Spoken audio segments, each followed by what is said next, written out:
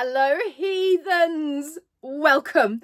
So today's video is a very special video because I'm going to be talking about my new favourite romantasy series, and that is the delicious Fourth Wing series. And specifically, I'm going to be talking about the latest release, Onyx Storm. So literally, this book is the third book in the Empyrean series, which starts with Fourth Wing, moves on to Iron Flame, and then, of course, we've got Onyx Storm. Now, this book has literally just been released. So it was released on the 21st. I had it on pre-order.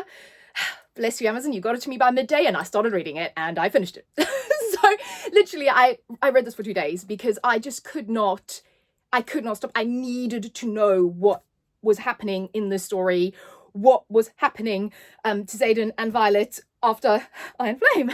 And if you know, you know. So for me, like I said, this really is a testament to the fact that I love the series, because it's almost unheard of for me to buy something and read it the day I bought it. I'm also notoriously bad at starting series and then kind of finishing or continuing in them. This is actually not, for some reason, I thought it was a trilogy when I first started reading Fourth Wing. It is not. And the ending of this book, again, if you know, you know. When is Rebecca Yarros releasing the next one? So I believe it's going to be a 5-book series, but this obviously brings me up to date because it has literally just been released. So I'm going to talk about my general impressions, what I thought of Onyx Storm. I will try not to spoil anything, because I appreciate probably a lot of people are still reading this book or intending to read. However, if you have not read Fourth Wing and Iron Flame, obviously I'm talking about the third book in the series, so that's going to spoil what happens. So obviously if you don't want to hear that, you know, switch off. I won't be offended. But if you have read Iron Flame and Fourth Wing and want to hear my impressions of Onyx Storm, stay tuned. And I'll just kind of talk about this generally, is the fact that I love the series. So I realized this has been a hyped series for a number of years now. I hadn't read this, and I kept seeing it around, and I thought, oh, you know, things with so much hype tend to sometimes not be that great. And I was like, well, you know what, I want to know myself. I'm doing a dragon month. January is my dragon month. I'm going to read it. And I fell in love. So just quick synopsis on what Fourth Wing is about, if you want to know, and kind of then continue on to the other books. And if you don't know, is it's about dragons and Dragon Rider College. So in this world, you have a war college, essentially, where the kind of the young people are sent to, and they want to become dragon riders. So Baskaya is the war college in this world, and they have to go, especially in this first book, Fourth Wing, through numerous really kind of life or death trials in order to get chosen by a dragon at the end of this first book and become a dragon rider. And then you've got year 2 at the war college, and Onyx Storm is year 3. So those are kind of the 3 years where they're cadets, and then they almost like fully go into the army of this world after that. And in this series, you've got your central protagonists are Violet Sorrengail and Xaden Ryerson. Now, they are the central protagonists. They are the central couple. I will also say that this series, for me, is a true romantasy series. So if you took out the romance between Violet and Xaden, it wouldn't work, right? It drives the plot forward, and the love and the passion that these two people share for each other drives a lot of the decisions they make, and therefore the consequences and the knock-on consequences within the world and to their friends and the people around them, and kind of the politics. Because as Xaden says in Onyx Storm, he will always choose Violet. He will always choose Violet above everything and anything. So he's really driven by his love for her and her for him. So that's kind of, you know, a setup. So now, if you know, you know, Iron Flame left us on a bit of a cliffhanger. So I have to say, I've heard a lot of people say that they loved Fourth Wing but weren't particularly enamored with Iron Flame. I loved Iron Flame. I don't know if I loved it more than Fourth Wing, but I certainly loved it at the same level. And you know, almost a little bit more. I love the to and fro. I love a dysfunctional relationship, okay? I love the fact that these two just couldn't get it together. In Iron Flame, I liked all the challenges. I loved all kind of the war scenes. So, of course, you've got the dragons and the fighting scenes. And I think in Onyx Storm as well, if you enjoy those kind of battle fight scenes, there are some fabulous ones in here. The other thing that I love about Rebecca Yarros in general, which we got in Iron Flame Liam. And you will find in here as well as she's not afraid to take our hearts and rip them out. Yep. Yeah. She's not afraid to kill off a character or really kind of mess with them. She puts them through it. So the people in this world, I feel like there's some real emotional charge. There are real stakes. These are life or death stakes. Also, as you move through the series, obviously through Iron Flame and now Onyx Storm, you have that kind of political background of these different provinces and regions and trying to protect themselves from the big bad in this world, which is the Venom, which are the kind of magic wielders.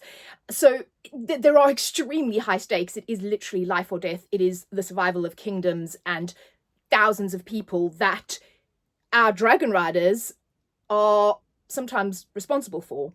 And with Onyx Storm, so in Iron Flame, the end of Iron Flame was obviously Xaden turning around to Violet. She looks at his eyes and, oh dear, they're red-rimmed.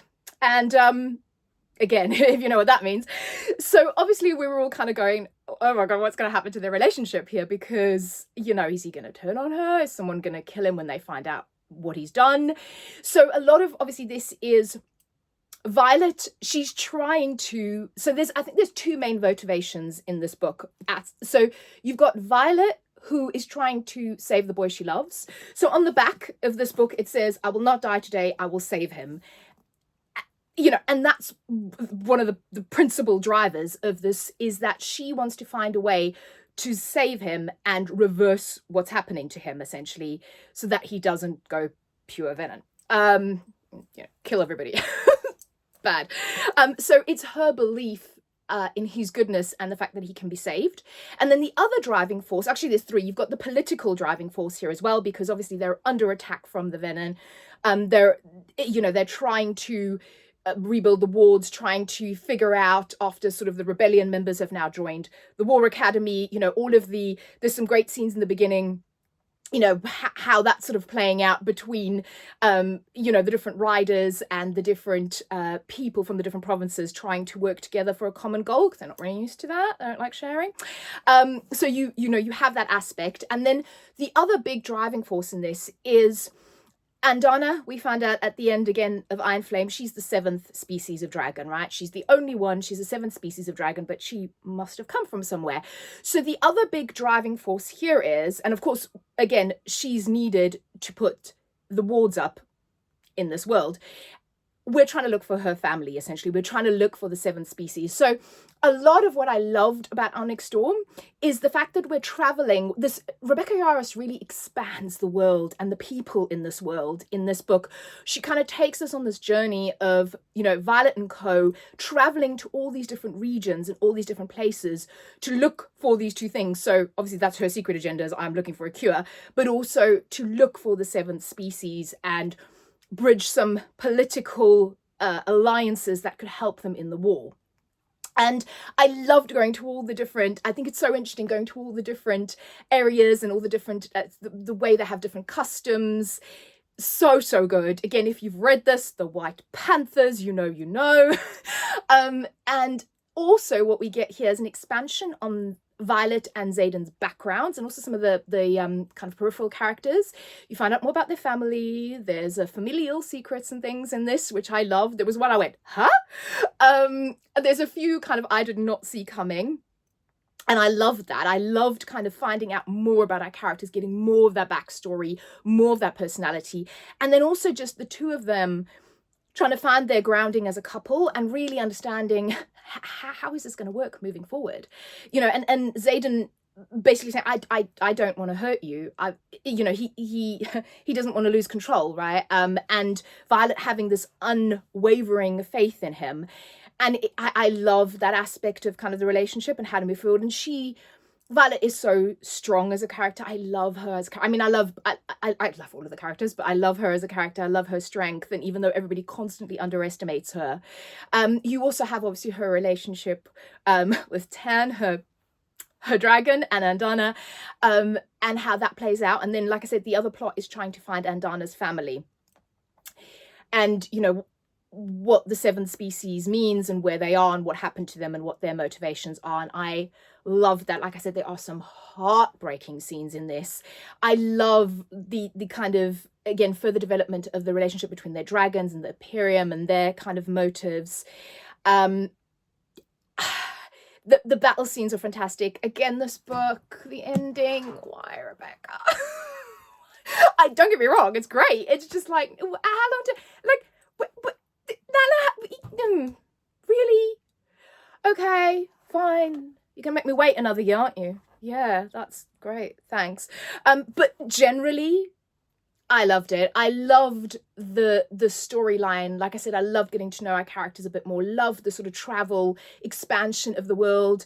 Again, you get a bit of, so in Iron Flame, you got Kat, which is Xaden's ex, and in this one we meet Violet's ex, and that's an interesting little storyline. And I like that. And it just, I just get immersed in this world. The writing's great. I bugger off if you think the writing's not good. What do you want from her? It's a romantasy series. I love there's you know, some spice, but it really does not take over the storyline.